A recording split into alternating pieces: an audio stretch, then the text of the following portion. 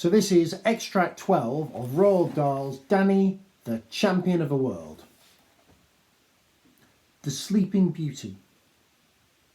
5 minutes later, I was lying on my bunk in my pyjamas. My father came in and lit the oil lamp hanging from the ceiling. It was getting dark earlier now. "All right," he said. "What sort of story shall we have tonight?" "Dad," I said. "Wait a minute." "What is it?" "Can I ask you something? I've just had a bit of an idea." "Go on," he said. "You know that bottle of sleeping pills Doc Spencer gave you when you came out of hospital?" "I never used them. I don't like the things." "Yeah, but is there any reason why those wouldn't work on a pheasant?" My father shook his head sadly from side to side. "Well, wait," I said. "It's no use, Danny. No pheasant in the world is going to swallow those lousy red capsules. Surely you know that." "You're forgetting the raisins, Dad." "The raisins? What's that got to do with it?" "Now, listen," I said. Please listen.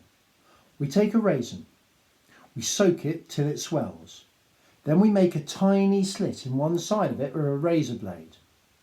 Then we hollow it out a little. Then we open up one of your red capsules and pour all the powder into the raisin. Then we get a needle and thread and very carefully we sew up the slit." Out of the corner of my eye I saw my father's mouth slowly beginning to open. "Now," I said, "we have a nice clean looking raisin chock full of sleeping pill powder, and that ought to be enough to put any pheasant to sleep, don't you think so?" My father is staring at me with a look of such wonder in his eyes that he might have been seeing a vision. "Oh, my darling boy," he said softly. "Oh, my sainted aunt, I do believe you've got it. Yes, I do. He was suddenly so choked up with excitement that for a few seconds he couldn't say any more.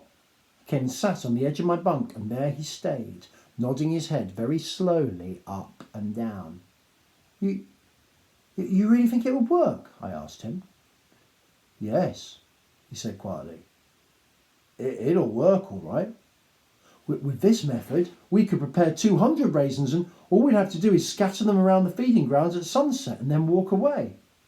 Half an hour later, after it was dark and the keepers had all gone home, we'd go back into the wood, and the pheasants wouldn't be up in the trees by then, roosting. The pills would be beginning to work, and the pheasants would be starting to feel groggy, and they'd be wobbling and trying to keep their balance, and soon every pheasant that had eaten one single raisin would topple over unconscious and fall to the ground. Why, they'd be dropping out of the trees like apples, and all we'd have to do is walk round picking them up." "Can I do it with you, Dad?" They'd never catch us either," my father said, not hearing me. "We'd simply stroll through the woods, dropping a few raisins here and there as we went, and even if they were watching us, they wouldn't notice anything." "Dad," I said, raising my voice, "you will let me come, will you?" "Danny, my love," he said, laying a hand on my knee and gazing at me with eyes large and bright as 2 stars. "If this thing works, it will revolutionise poaching." "Yes, but Dad, can I come with you?" "Come with me?" he said, floating out of his dream at last. "But my dear boy, of course you can come with me. It's your idea. You must be there to see it happening. Now then," he cried, bouncing up off the bed, "where are those pills?" A small bottle of red capsules was standing beside the sink. It had been there ever since my father returned from hospital. He fetched it and unscrewed the top and poured the capsules onto my blanket. "Let's count them," he said. We counted them together. There were exactly 50. "That's not enough," he said. "Oh, we need 200 at least." Then he cried out, "Wait, hold it. There's no problem." He began carefully putting the capsules back into the bottle, and as he did so, he said, "All we've got to do, Danny, is divide the powder from 1 capsule among 4 raisins. In other words, quarter the dose. That way we'd have enough to fill 200 raisins." "But would a quarter of one of those pills be strong enough to put a pheasant to sleep?" I asked. "Of course it would, my dear boy. Work it out for yourself. How much smaller is a pheasant than a grown man?" "Many, many times smaller." "There you are then.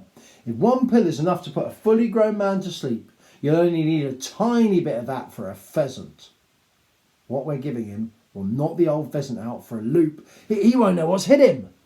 But Dad, 200 raisins aren't going to get you 200 pheasants. Why not? Because the greediest birds are surely going to gobble up about 10 raisins each. You've got a point there, my father said.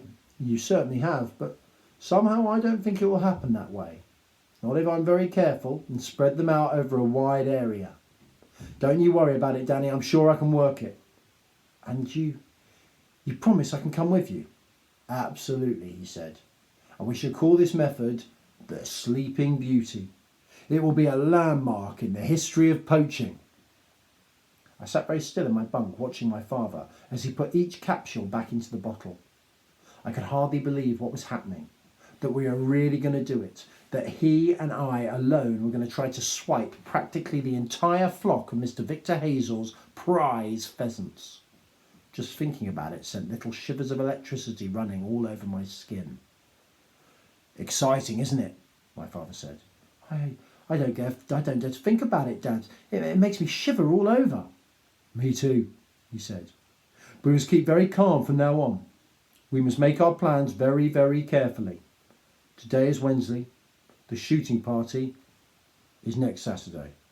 Cripes, I said, that's in 3 days' time. When do you and I go up into the wood to do the job? The night before, my father said. On the Friday. In that way they won't discover that all the pheasants have disappeared until it's too late and the party has begun. Friday, the day after tomorrow. My goodness, Dad, we'll have to hurry if we're going to get 200 raisins ready before then. My father stood up and began pacing the floor of the caravan. Here's the plan of action, he said. Now listen carefully. Tomorrow is Thursday.